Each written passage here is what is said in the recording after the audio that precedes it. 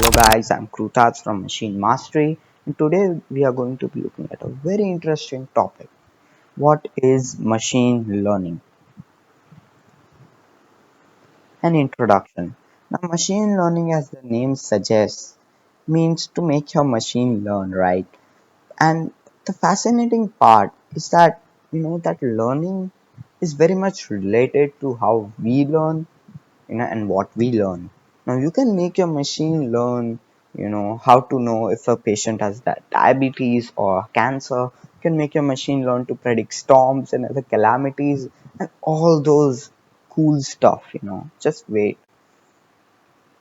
Now, coding languages. Now, if you want to start with, in machine learning, then I've got two languages which are very prominent and popular and are the best languages for machine learning. First is Python and second is RStudio. Now we are going to be talking about it later. Yeah. So what to choose? Now for this differentiation, we are going to be looking at these two languages on three perspectives: specialization, difficulty, and purpose. So first is specialization. And specialization, I think RStudio wins hands down because RStudio was made for data science, whereas Python is a general programming language, which means that you can do various other things in Python, and machine learning is just one of them. Difficulty in this perspective, I think Python wins hands down because Python is known for its beginner friendly environment. Whereas RStudio is not that hard, but it still is on the professional side. Purpose here, by purpose I mean that if you are serious about data science and want to get a job in data science, then I think both of these languages are great.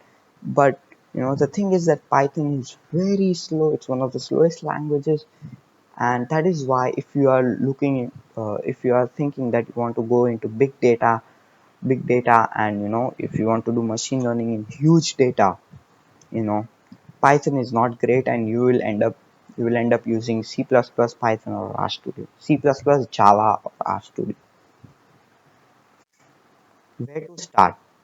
Now this is a place where a lot of people get stuck, and what I can do is I can share my story and hope that it suits you. Okay, so in my case, I like reading rather than watching, and come on, it's a personal perspective. But I used to love reading, so I used to go into Medium towards data science and Geek for Geeks and all these websites and just read fascinating articles on machine learning. And for questions, I would go to Stack Overflow. Now, some if for people who want to watch videos are not okay with just reading, I've got your back, and I'm going to recommend three video series which are very awesome for starting out in machine learning. For Python Basic, I went to Mosh Hamedani's 6-hour 40-minute tutorial. It's an awesome tutorial, and it will even give you a start in machine learning. So it's great, just watch it. Now for Pandas, Pandas is a library which is essential and important for machine learning. Okay, it's a requirement for machine learning. And Code Basics 21 episodes series was an awesome start for me. For scikit-learn, to be honest, I just went to the scikit-learn directory and read all those documents. Now an IDE to choose. An IDE is an environment. You just can't do machine learning in the default command prompt. It will be horrendous. That's why there are various IDEs to choose. First is Anaconda Navigator, which is not an IDE but a complete tool for machine learning, and I think this is the best way to start. Okay, and in Anaconda Navigator you have two IDEs, Spider and Jupyter, both awesome for machine learning. Also, Google Colab is a rising competitor for Jupyter. And if you are a veteran in Python and you just want to start for machine learning, you might be okay with PyCharm. It's a great it's a great idea to start with machine learning also. Now a peek into machine learning. Now, we don't have the time to explain all of these, in detail, but we'll just graze by all of the machine learning type. Now, supervised learning is something where basically you're given the answer, you're giving the answer to the machine and the question, and you're saying that if this is a question, this is the answer. So if this type of question comes, the answer is like this, of this type, right? So this is how you make your machine learn. In unsupervised learning, the thing is that you are given questions, but you don't tell it the answer. You just say, yeah, categorize all these questions. Tell me which questions are math questions, which questions are English questions, something like that, of that sorts. Semi-supervised learning is a bit detailed, and it's not much in use. Now, reinforcement learning, if you want to go into game development and game AI engines, then reinforcement learning is the way to go. Okay, reinforcement learning is basically a point-based machine learning system where a machine, if it does the wrong thing, then you give it a minus point, and if it does the right thing, then you give it a plus point, and you tell it you have to achieve the highest point possible. For example, if you want to make a machine learn Pac-Man, you can say, okay, if you eat one fruit, I give you plus one. If you die, you get minus 10. And you tell that machine that you have to earn the maximum points. So it will die less, eat more. Simple, right?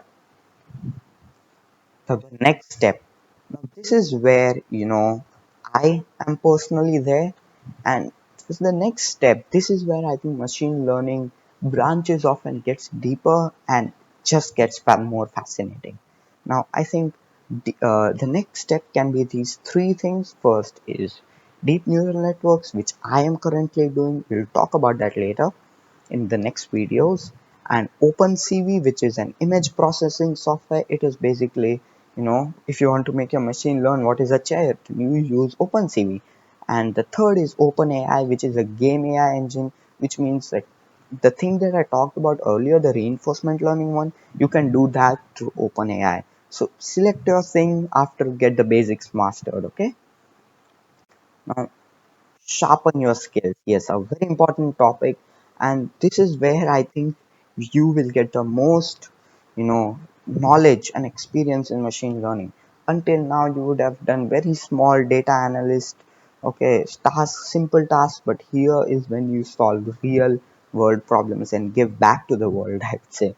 So for these, I have various, there are various websites which host competition, data science competitions. First is Kaggle, second is Zindi, Analytics Vidya, Crowd AI. All these are really great competitive, websites. Kaggle, is a huge website and it's the best. But if you get, like it's quite hard there, and the problems, and it's hard, right? So you may go to various other sites like Zindi, Analytics Vidya, and Crowd AI. They're just fine, right?